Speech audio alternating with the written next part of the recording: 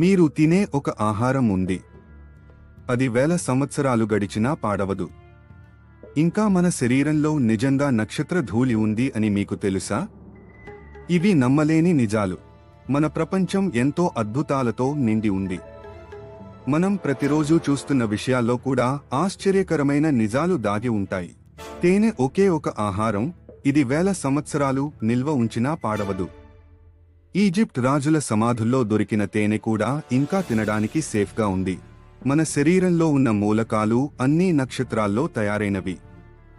అంటే మనం నిజంగా స్టార్ డస్ట్ తో తయారయ్యా. కొన్ని పుట్టగొడుగులు రాత్రి వేళ వింతగా మెరుస్తాయి.